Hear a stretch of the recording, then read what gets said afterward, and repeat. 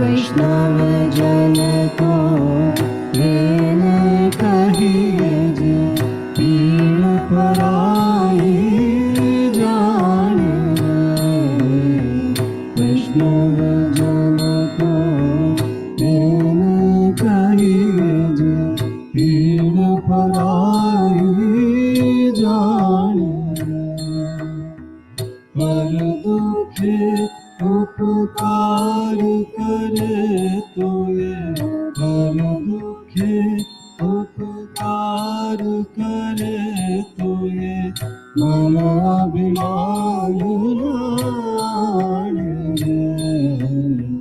वैष्णव जन को प्रेम कहिए जे, पीर पराई जाने।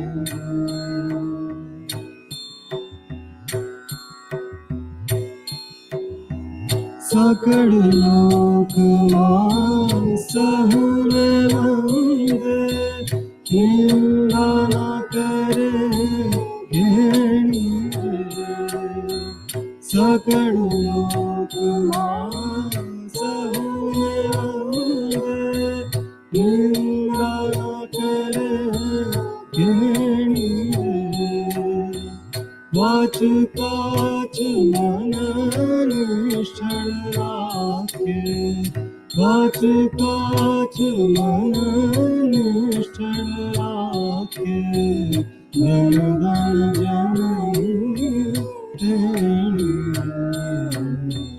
वैष्णव जन को प्रेम कहिए जे, पीर पराई जाने।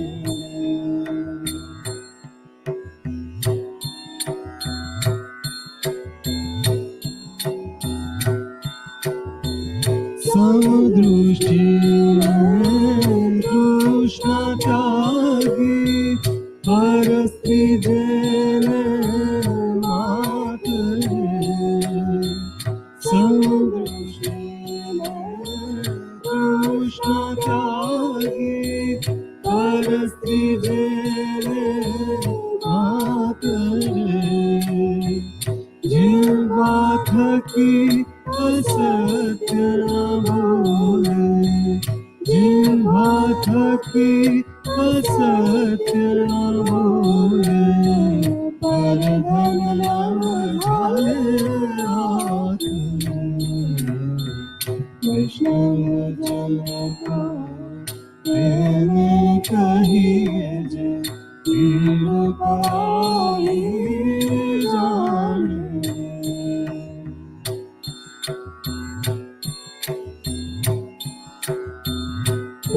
माया पे नहीं जेने, दुर्वैराग्य जना मन मारे। माया पे नहीं जेने, दुर्वैराग्य जना मन मारे। राम नाम छूताड़ी लागी, राम नाम छूताड़ी लागी। सकल तीरथ के नाम मारे। वैष्णव जन को प्रेम कहिए जे, पीर पराई जाने।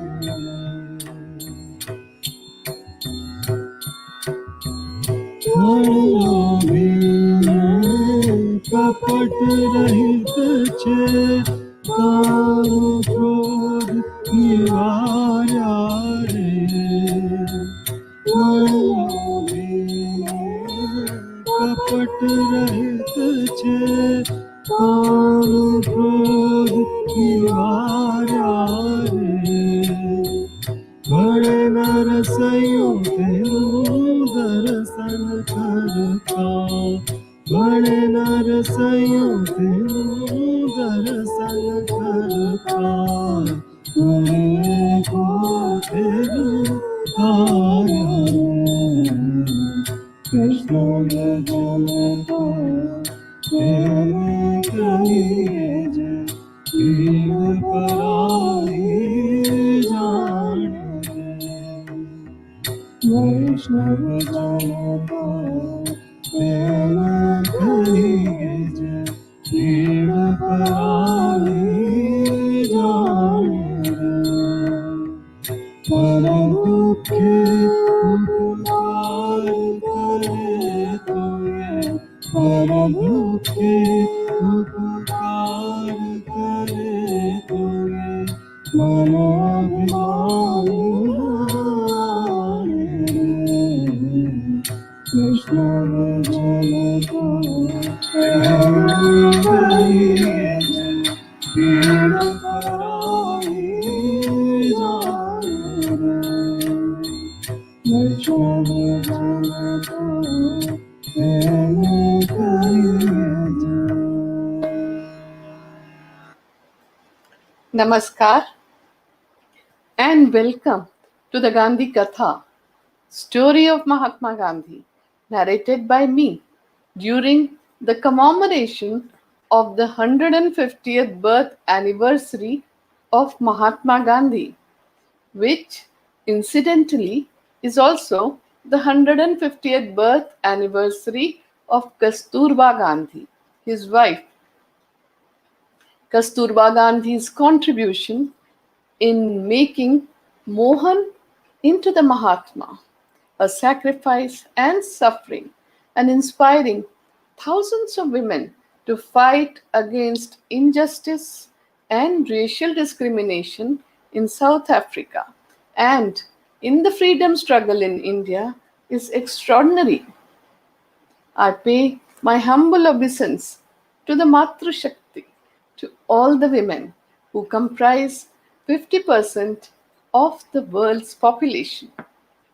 I express my deep gratitude to the Embassy of India in Khartoum, in Sudan, for hosting the Gandhi Katha amidst these challenging times of coronavirus COVID-19 pandemic to learn from Mahatma Gandhi's philosophy of truth, non-violence, and purity of means, his spirituality, his practices of health and wellness of body, mind, and spirit for coping up and staying safe physically, mentally, emotionally, and spiritually during and after the COVID 19 pandemic, which has affected the entire humanity.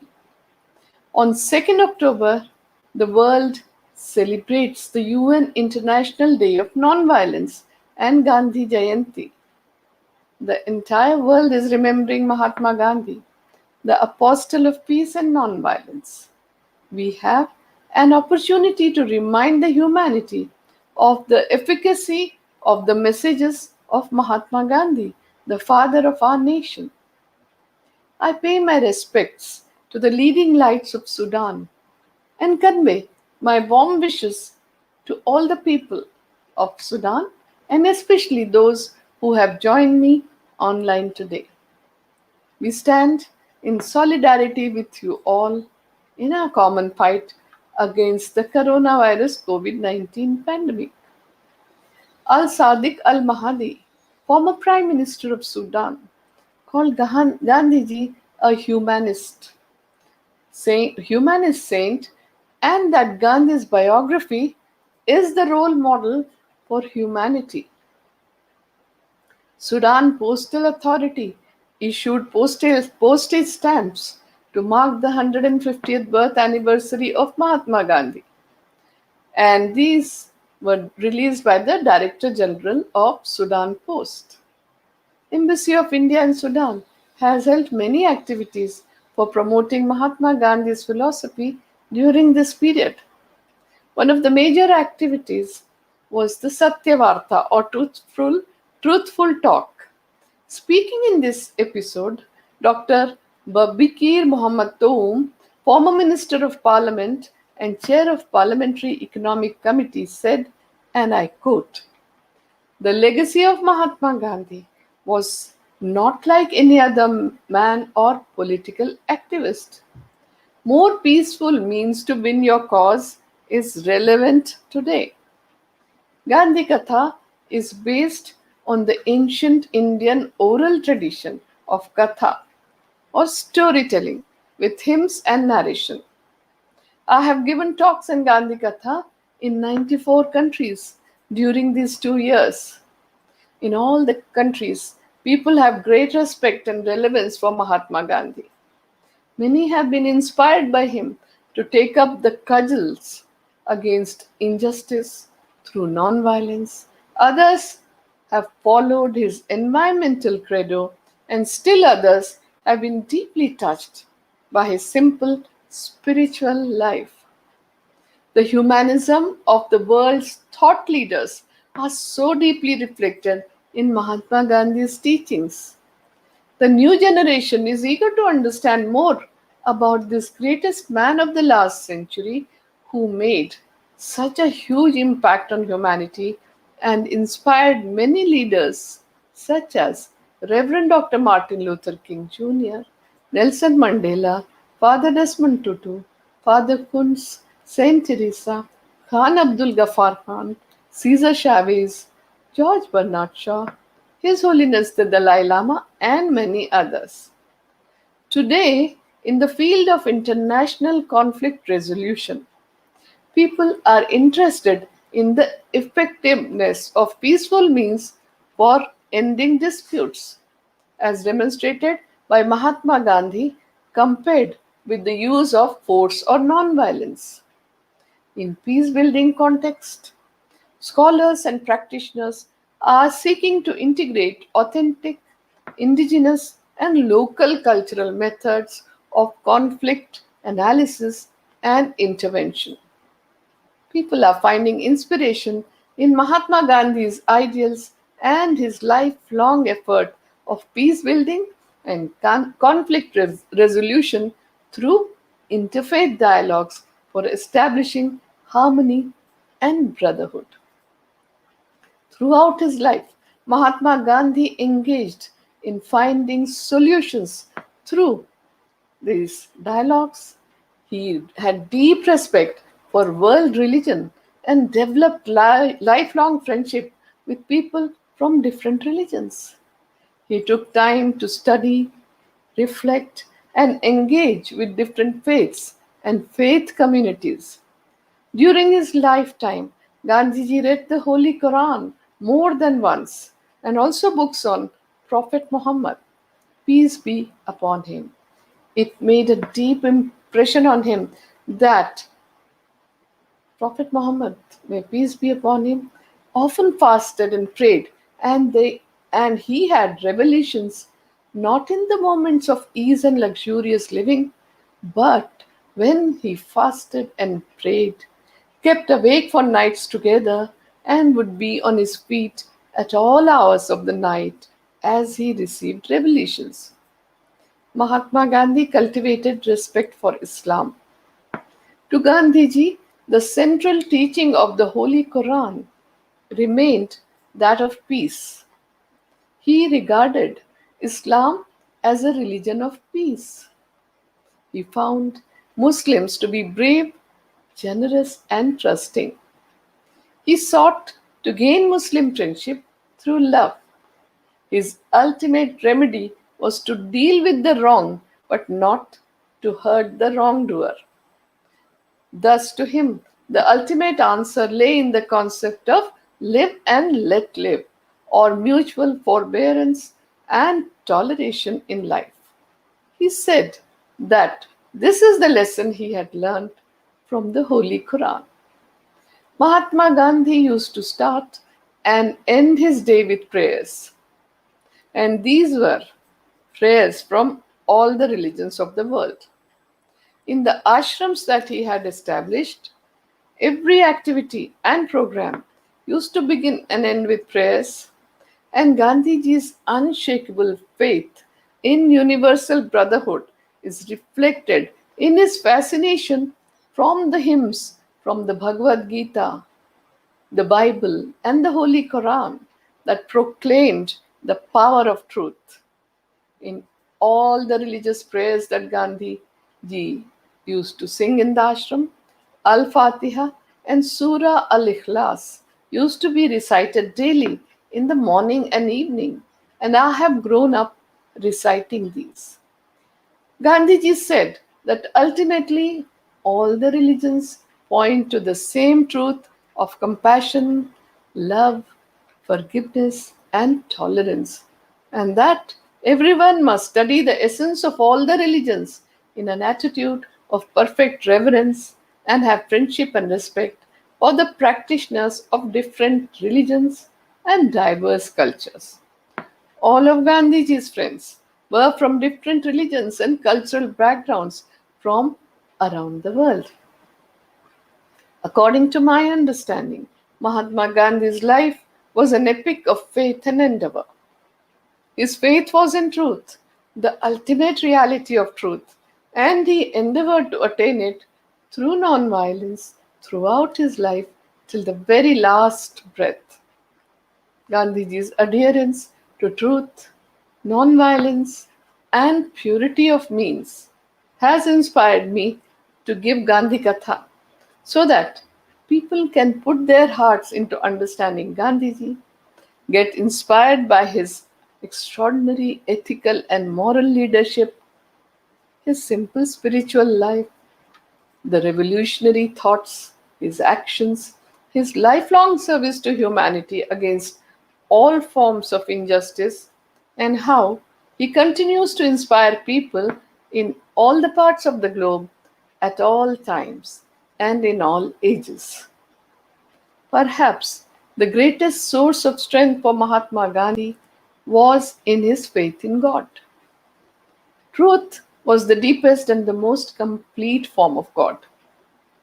The faith gave him the constant awareness that he was to be nothing but an instrument in his hands. He was to go wherever he was led.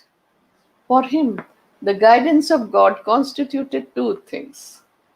One, he had to walk on the path enlightened by truth that was available to him in whatever measures and form.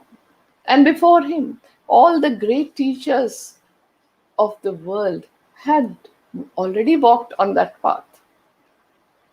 Two, he had to constantly gaze inwards and find inspiration through self introspection, self examination, and self purification. He did this by repeated questioning, by humble service, and that question was Ko Aham, who am I? What am I? And what is the purpose of my life? This question has been asked in our ancient Indian civilization since the past 5,000 years. To Gandhiji, the answer came that the purpose of life was to serve others. The deeper the faith, the greater was the endeavor for Mahatma Gandhi. He said that truth is God. Faith in truth led Mahatma Gandhi to two other realizations. If God is omnipresent, then truth is omnipresent too. If each human being were an aspect of God, then each person was capable of being truthful, of being good, and doing good to others. The second realization was that in spite of all the upheavals in the history of humankind, humanity will only progress in the auspicious direction because truth, that is God, is only interested in the welfare of its creation. Gandhiji's endeavor throughout his life was devoted to the search of that element of truth, to awaken it and to nurture it. This is why he could feel oneness with everyone. For most of us, this realization does not set in easily. Because of this understanding of oneness, Gandhiji had no enemies. He did not want to settle any scores with anyone. He did not want to take any revenge. He merely wanted to extend his love and respect compassion to everyone. One of the traits that we see in Gandhiji is that he respected individuals as individuals. And this is a very important trait and something to learn from Gandhiji. Arnold Joseph Toynbee, the British leading historian and philosopher of history, had said something remarkable about Gandhiji, and I quote: "The generation into which I happen to have been born has not only been Hitler's generation in the West and Stalin's in Russia, it has also been Gandhi's in India, and it can already be forecast with some confidence that Gandhi's effect on human history is going to be greater and more lasting than Stalin's or Hitler's." Now I will play a hymn, Gandhi Katha hymn in Hindi, which elaborates on Gandhiji's definition of truth as being harmony between thoughts, words, and deed. मन वाणी कर्म में सत्य ही तू बोल, मन वाणी कर्म में सत्य ही तू बोल, जीवन में मंगल के द्वार दे तू खोल, जीवन में मंगल के द्वार दे तू खोल, ज्ञान कर्म भक्ति का हो सम्यक विधान, ज्ञान कर्म भक्ति का हो सम्यक विधान, सत्य शिव सुंदर का सुमधुर होगा, सत्य शिव सुंदर का सुमधुर होगा, मन वाणी कर्म में सत्य ही तू बोल, मन वाणी कर्म में सत्य ही तू बोल, जीवन में मंगल के द्वार दे तू खोल, जीवन में मंगल के द्वार दे तू खोल, ज्ञान कर्म भक्ति का हो सम्यक विधान, ज्ञान कर्म भक्ति का हो सम्यक विधान, सत्य शिव सुंदर का सुमधुर होगा, सत्य शिव सुंदर का सुमधुर होगा। Mahatma Gandhi's philosophy was primarily truth centered. Truth was the first and foremost principle in Gandhian philosophy. Gandhiji's life was a continuous series of experiments with truth. He applied his philosophy to his own life through selfless service and to practical social and political service through his non-violent civil disobedience campaigns, which he termed as satyagraha. And that is his first legacy to humanity. To understand Gandhiji's thoughts and philosophy, one must understand him as a whole and not in parts. His thoughts on religion, economics, education, health, society, politics, literature, and culture need to be studied, understood, and adopted according to the context. His life is filled with many kinds of challenges, solutions, and achievements. He used truth as an experiment not only in politics but also in his personal life too. For Gandhiji, truth is the relative truth of truthfulness in thought, word, and deed. And the absolute truth was the ultimate reality. The ultimate truth is God and morality. The moral laws and code, its basis. Nonviolence, far from meaning mere peacefulness or the absence of overt violence, is understood by Gandhiji to denote active love. Gandhiji's nonviolence stems from two main points. First, if according to the divine reality, all life is one, then all violence committed towards another is violence towards oneself, towards the collective, whole self, and thus self destructive and counter to the universal law of life, which is love. Gandhiji believed that non-violence is the most powerful force in existence. Had violence been superior to non-violence, humankind would have long ago have succeeded in destroying itself. The human race certainly could not have progressed as far as it has, even if universal justice remains far off the horizon. From both viewpoints, nonviolence or love is regarded as the highest law of humankind. Another aspect that gave him strength was the clarity that he had acquired from years of experiments and reflection on the philosophical content of Satyagraha. He was clear that Satyagraha was based on the principle of Advaita, of non duality. If the same essence of soul encompasses all human beings, it would allow a Satyagrahi to become one with the oppressor. Any failure to reach reach out and appeal to the oppressor would not be a failure of would be a failure of Satyagrahi and not a shortcoming of the philosophy of Satyagraha.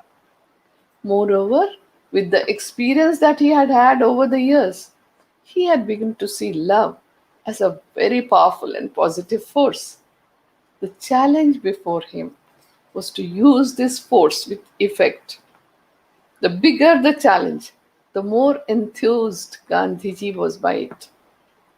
Gandhiji realized that untruth, injustice, oppression, and tyranny last only as long as their victims accept them.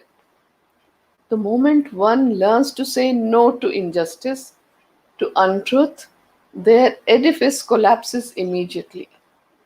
This was true for the political, the economic, and the social order. Mahatma Gandhi is the greatest apostle of peace the world has seen in the recent times. His notion of peace is focused on tolerance, forgiveness, compassion, oneness, truth force, love force, and soul force. Gandhiji had said, if we have no charity and no tolerance, we shall never be able to settle our differences amicably and must therefore always submit to the arbitration of a third party. Many of today's conflict management techniques and resolution processes have a clear shadow of what and how Gandhiji had seen international issues in his times. Albert Einstein, the greatest scientist of the first half of the 20th century, had called Mahatma Gandhi as the supreme practical leader for change. He had said, and I quote, I believe that Gandhiji's views were the most enlightened of all the political men in our time. We should strive to do things in his spirit, not to use violence in fighting for our cause, but by non participation in anything you believe is evil. Gandhiji was the conscience keeper of humanity. That his ideas will be an inspiration to us both as individuals and as a society is beyond any doubt. He was an epoch maker, one who could sow the seeds for the next generation from the fruits of the previous one.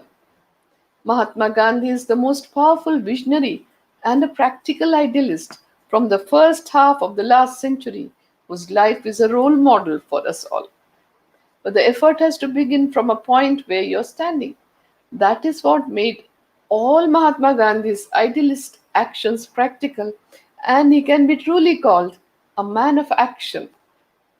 But it does not only mean that he was very busy.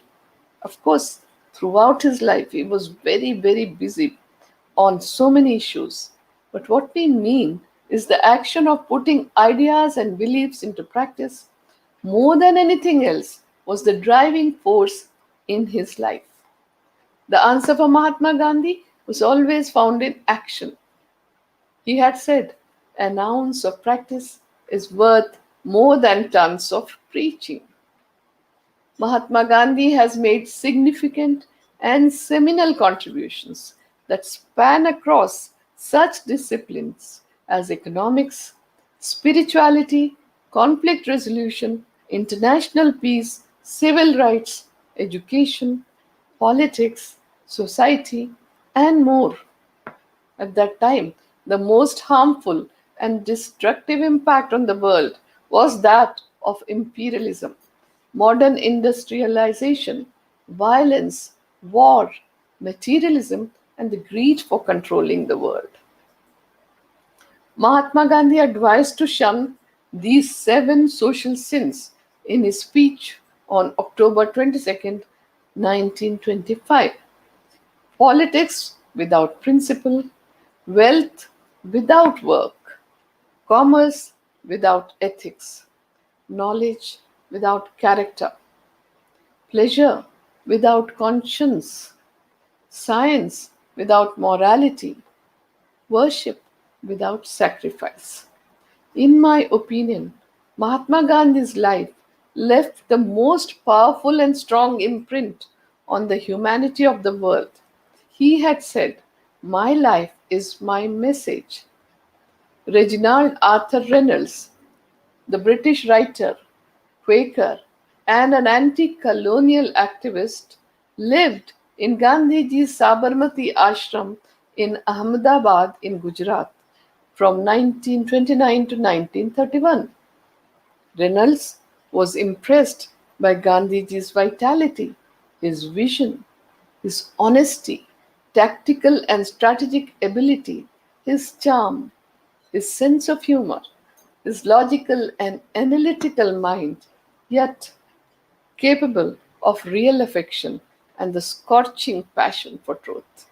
I will play the Gandhi Katha dhun in Hindi about Gandhiji's philosophy of truth, non-violence, and purity of meaning. लागी रे लगन लागी रे लगन सत्य अहिंसा में मन मेरा मगन सत्य अहिंसा में मन मेरा मगन लागी रे लगन लागी रे लगन सत्य अहिंसा में मन मेरा मगन सत्य अहिंसा में मन मेरा मगन सत्य अहिंसा से सत्याग्रह सीखा सत्य अहिंसा से सत्याग्रह सीखा सर्व प्रकार के भय का मोचन सर्व प्रकार के भय का मोचन सत्य अहिंसा में मन मेरा मगन लागी रे लगन लागी रे लगन सत्य अहिंसा में मन मेरा मगन सत्य अहिंसा में मन मेरा मगन Time magazine had listed out three most important protests over 190 years.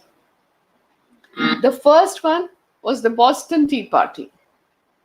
The second one was the Dandi March or Salt Satyagraha. And the third was the March of Washington.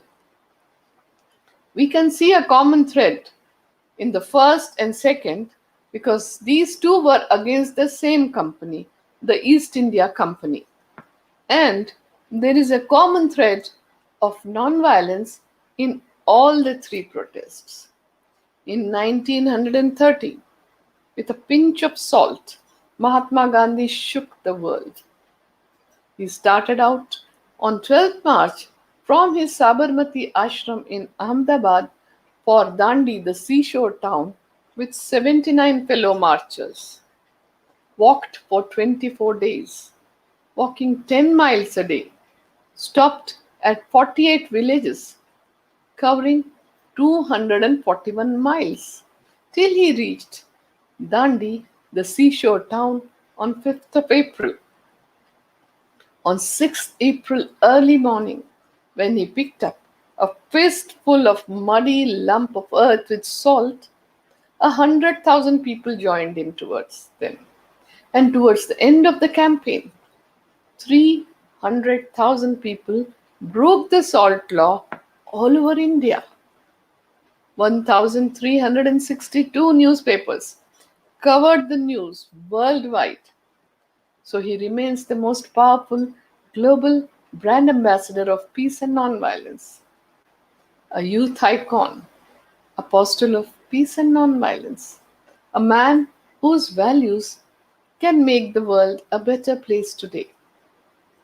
In 1904, in South Africa, after reading John Ruskin's book, Unto This Last, Barrister Mohandas Gandhi transformed his life and started leading a community life of poverty, self control, bread labor, and Sarvodaya or welfare of all.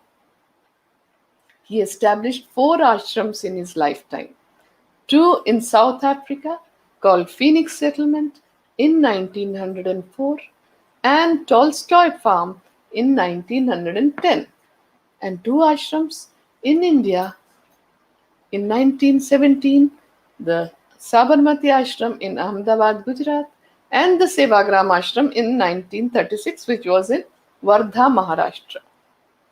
Here in Sevagram Ashram is the place where Kasturba Gandhi and Mahatma Gandhi lived in poverty like the common villagers of India. Ashram life was his ideal of a non-violent face-to-face society for the welfare of all and carrying out constructive programs. And this is his second gift to humanity. Gandhiji's ashrams had a mingling of political and spiritual aims. It was a practical laboratory for transforming ordinary men and women into extraordinary satyagrahis, for offering the highest sacrifice in the freedom struggle on one hand and get involved in the constructive programs to serve the poorest of the poor, to establish their self respect and dignity.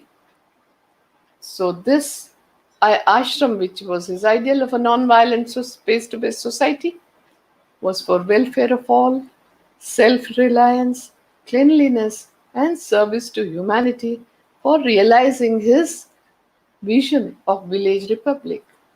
I am happy to inform you that I was born in his last ashram, the Sevagram ashram. My father was inspired by Gandhiji since his childhood and joined the non-violent freedom struggle in India and lived in the Sevagram ashram. Even after Gandhiji passed on in 1948, for more than 5 decades, my parents and all of us have continued to walk on the path that Gandhiji has shown to humanity. So, what I'm telling you today is based on my understanding and experience of Mahatma Gandhi. The life and thoughts of Gandhiji are intertwined and inseparable. His politics was imbued with his spiritual experiments, and his spirituality was tempered by his vision of a non-violent society, and his constructive program was integral to his politics.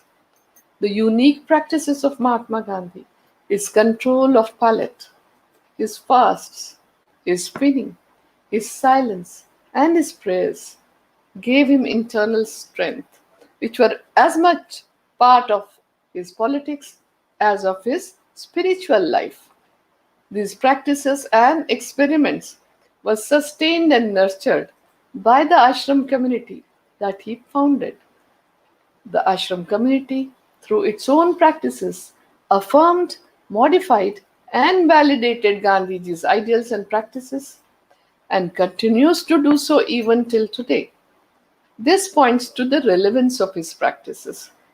He also carried on his experiments in health and wellness through nature cure in the ashrams, through diet control, hydrotherapy, sun bath, mud packs, and observing silence for one whole day. Our friend and the British Quaker Sir Horace Alexander lived in Gandhiji's ashram for a long time, and he observed that the bell used to ring for 56 times in the ashrams. He said, and I quote, Gandhi had a wonderful courtesy and punctuality. I was to learn quickly that he was the slave of watch.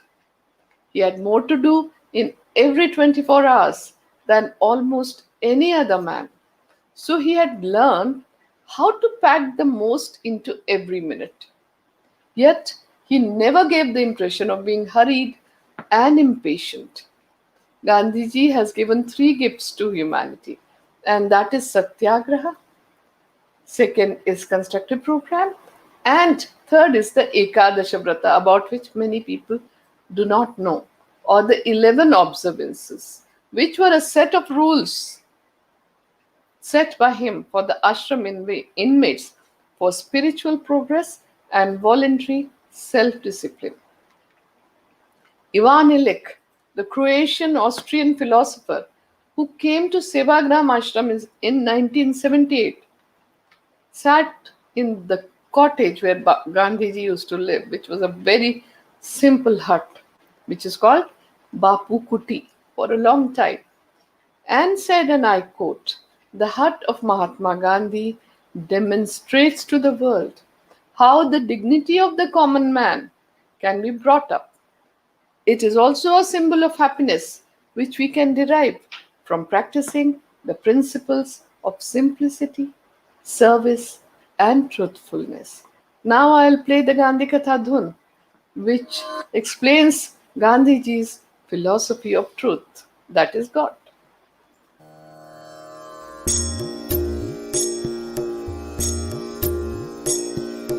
आँखें पवित्र राख सत्य ही तू बोल, आँखें पवित्र राख सत्य ही तू बोल, ईश्वर साक्षात होंगे अंतर टटोल, ईश्वर साक्षात होंगे अंतर टटोल, सत्य ही है परमेश्वर बापू का बोल, सत्य ही है परमेश्वर बापू का बोल, उसी परमेश्वर की नित्य कर तू शोध, उसी परमेश्वर की नित्य कर तू शोध, आँखें पवित्र राख सत्य ही तू बोल, आँखें पवित्र राख सत्य ही तू बोल, ईश्वर साक्षात होंगे अंतर टटोल, ईश्वर साक्षात होंगे अंतर टटोल,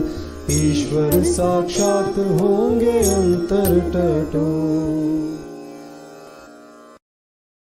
Gandhiji's ashrams, many children also used to live, about 400 children. And to the children of the ashram, Gandhiji was not the Mahatma, the great soul, nor was he the political leader of India, Mohandas Karamchand Gandhi or Mahatma Gandhi. He was not even the Bapu of the ashram or the father of the ashram.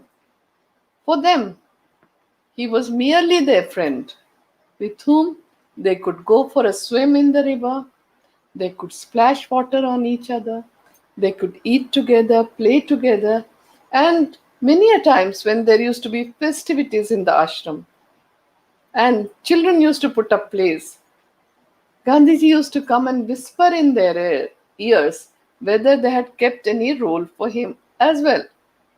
So for the children of the ashram, he was first and foremost their friend, a friend with whom they could quarrel without any qualms. After all, it is only a friend with whom one can quarrel without qualms, because he will always stand by. He will always be there for you. So such was the friendship and love that Gandhiji gave to children, because as I had said, he treated them as individuals and respected them as individuals. But when the children grew up and in the Sevagram ashram, when they became adolescents, Gandhi ji had changed. He had become a very strict very hard taskmaster. Every work had to be done with efficiency, sincerity, honesty, and integrity. They had to be very, very punctual. They had to take part in all the common activities of the ashram, which were daily morning and evening prayers, community sanitation, community eating together, and community spinning. Apart from taking part in their educational activities through basic education program, which is Gandhiji's gift to humanity, again called Nai Talim, and get involved in the constructive activities in the villages. So, this was the kind of life, this was the kind of love that Gandhiji gave not only to the children but to all the ashram inhabitants. And it went beyond the borders of the ashram and spread across the country and beyond the borders of the country as well. So, though Gandhiji's role and contribution to the political arena are well known, what is less known is his contribution towards health and well being. Gandhiji was a firm believer in the principle that a healthy mind keeps the body healthy, and he stressed on the importance of a healthy lifestyle and positive thinking. His interest in health, hygiene, nutrition, and diseases was as great as his interest in politics. He insisted that adopting preventive measures for diseases was better than treatment. He also said that it was important to focus on cleanliness, a controlled diet, and an exercise regimen, and that it was best to avoid overconsumption of medicines, especially those that were not required. He was a firm believer of nature cure and conducted experiments related to diet and fasting from his student days in London. He also believed that it was important to understand what caused diseases and then remove that very cause, rather than falling ill again and then attempting to treat it with excessive medication. Gandhiji was essentially a man of science. He approached problems in a scientific manner. Gandhiji's message to the world on the vital question of health and well being is very important. To him, the study of this question was part of the service to God and His creation, which was his mission. Knowing to care summed up his life. His message was simple and easy to follow. It encouraged everyone to respect simplicity, voluntary self control, reduce the wants, follow the tradition, the cultural practices, and the values, follow the environmental credo, and nature cure for living in harmony with nature. Gandhiji was very interested in health and wellness and remained ever vigilant about his own health as well as of others. He said that our lifestyle should be such that it should not let any disease come anywhere near us. And every person is responsible for looking after his or her body, mind, and spirit impeccably.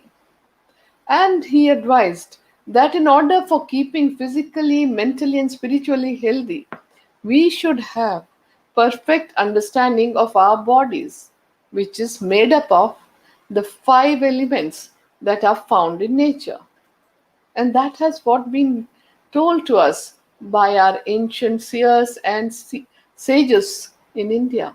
And these five elements are air, water, fire, earth, and space. For the wellness of our bodies, the balance and harmony between all these five elements is necessary. During the COVID-19 pandemic, enveloping ourselves in the rhythm and forms of nature can be transformative and healing. Ayurveda, the ancient healing tradition of India, recommends spending time in nature every day. Doing so allows us to experience the wonderment of this existence with all our senses. Nature allows us to shift our attention beyond the domain of our ego and to recognize that we are inextricably connected to the universe. From the mind body perspective, Gandhiji's standpoint was that health is an optimal integration of body, mind, spirit, soul, and the environment. Environment is our extended body. There is a nice Vedic expression from the ancient texts of India, scriptures of India, which says, as is the atom, so is the universe. As is the microcosm, so is the macrocosm. As is the universal body, so is the cosmic body. As is the universal mind, so is the cosmic mind. Yoga and meditation integrates all components of health, and Gandhiji was a strong believer in nature cure, Ayurveda, and Ashtanga Yoga as well. His experiments on nature cure and all dietetics and health were always on himself. He also advised his friends and disciples to follow these remedies and treated and cured 30,000 patients through nature cure. Gandhiji was the first environmentalist, and with his stunning premonition and knowledge, he had declared that the earth has enough for man's needs, but not for man's greed. Greed will be the main reason for the environmental degradation and the ecological crisis he had predicted almost a century ago. He had also said, and I quote, the earth, the air, the land, and the water are not an inheritance from our forefathers, but on loan from our children. So we have to hand it over to them as it was handed over to us. Last year on 2nd October, the United Nations released the stamps brought out by the UN Postal Department with this quote. Very few people also know that as a couple, Gandhiji and Kasturba Gandhi contributed immensely 123 years ago to public health emergencies and service of the patients during the epidemics.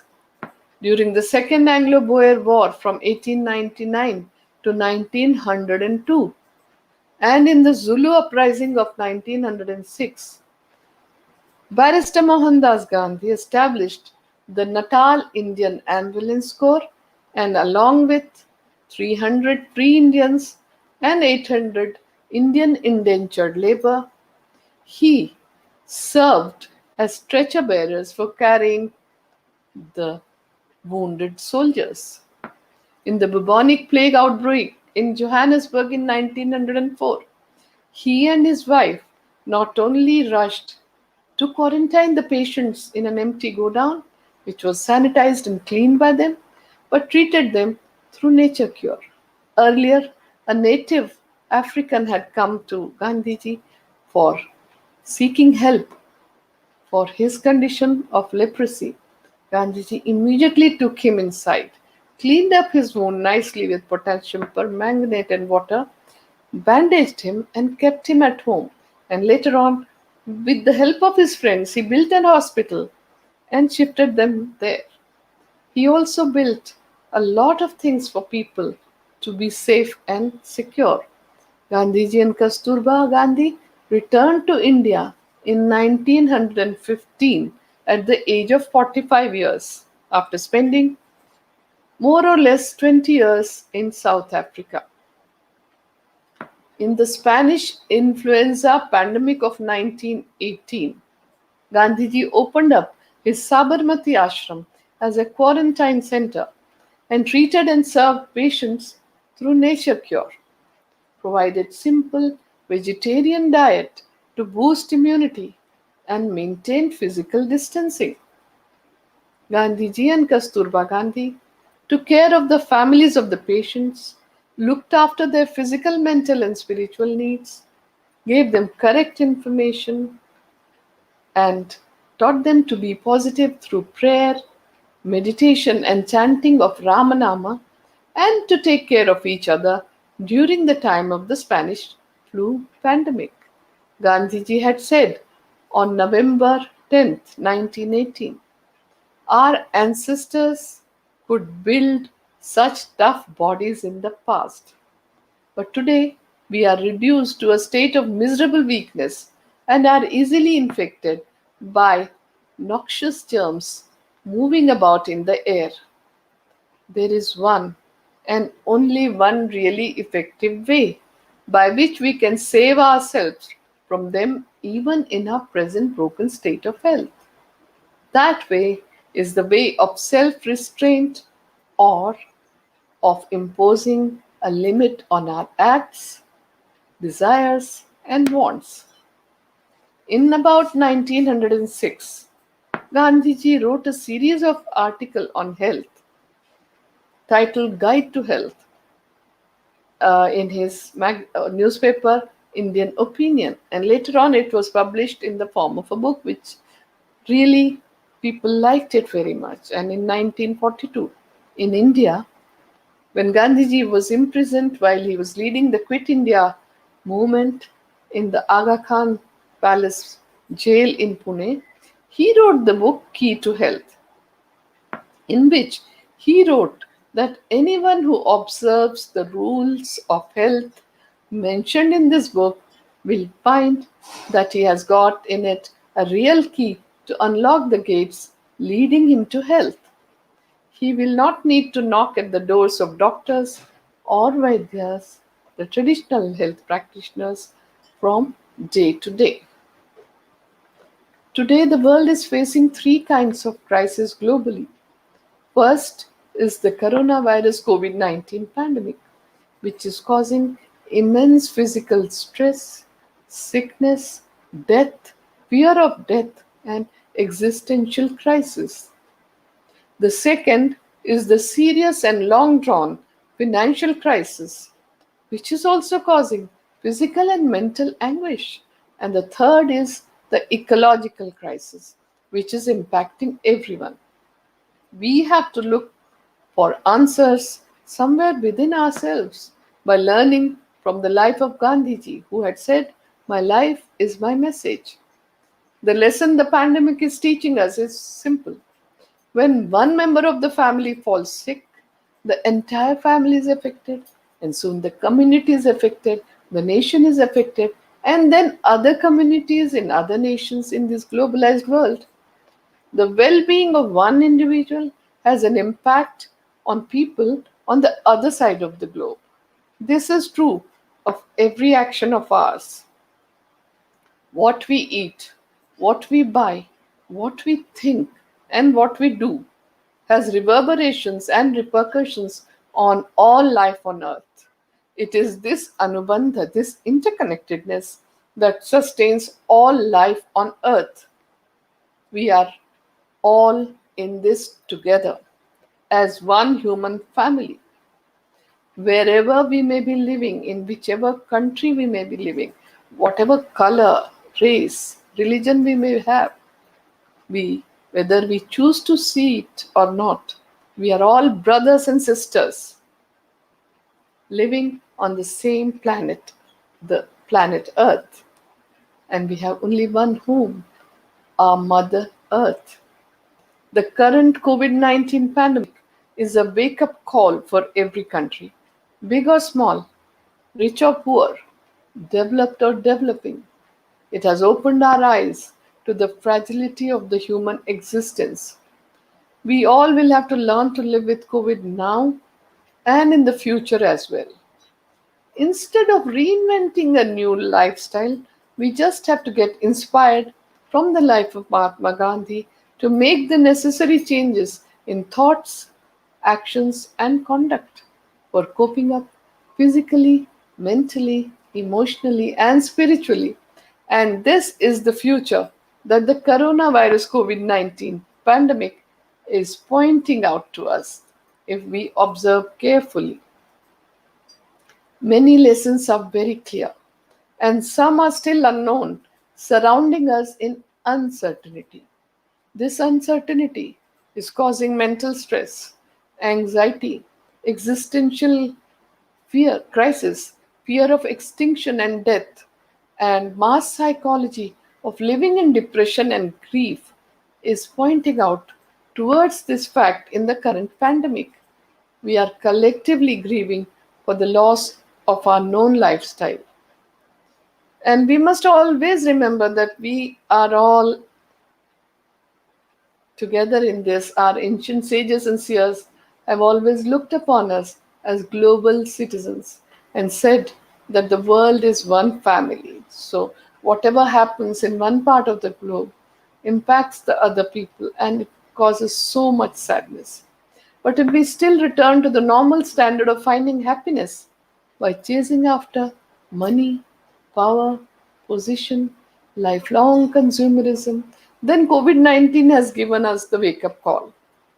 This kind of lifestyle of empty consumerism and mass distractions has only increased the difference between the rich and poor, created the huge carbon footprint, increased the misery of the invisible poor masses. When a crisis makes you feel stressed, meditation and prayer relieve the stress response. Fear and anxiety are forms of stress that become exaggerated when events become uncertain, when you feel a loss of control over the situation, and when the stress keeps repeating itself without let up. The thinking mind reacts to all of these conditions. It always has, even in normal times. But a crisis brings stress into high relief, making it very capable of lowering the immune system of our body and causing inflammatory diseases. Decades ago, stress was classified as epidemic of modern life. The Gandhian way of life is the best guide to practicing and coping mechanism that induces relaxation, calmness, inner peace, absence of anxiety, serving the humanity, and remaining positive. Therefore, he comes out as the greatest healer and the wellness guru who comes free of cost during and after the coronavirus COVID 19 pandemic. Gandhian principles of freedom from fear and care for all is a perfect prescription in the times of COVID 19 pandemic. Gandhiji's emphasis on healthy lifestyle, empowerment for self-care and care for the community would make perfect sense. So I once again take this opportunity to thank the Embassy of India for hosting Gandhi Katha. My special thanks are to the singers Srimati Swati Bhagat and Sri Deepak Kalra, who accompanied me in singing the hymns, and to Dr. Ravi Chopra, who gave the technical support and gave the presentation. And the Gandhi Katha dhuns or hymns were composed by late Sri Narayan Desai ji, my mentor, and I'm very thankful to all of them. But my special thanks are to all of you who have joined me online today and have given me the most precious gift, the gift of your time. I will recite a peace benediction in Sanskrit for the universal welfare. Om Sarve Bhavantu Sukhina Sarve Santu Niramayaha Sarve Bhadrani Pashyantu Ma Kaschid Dukkha Bhag Bhavet. Om Shanti Shanti Shanti.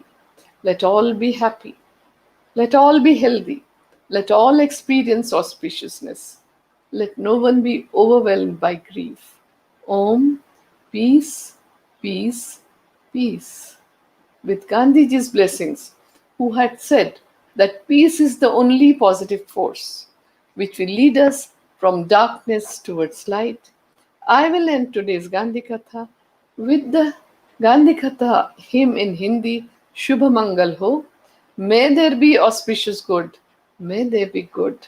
May the earth be auspicious. May the sky be auspicious. May every particle on earth be auspicious.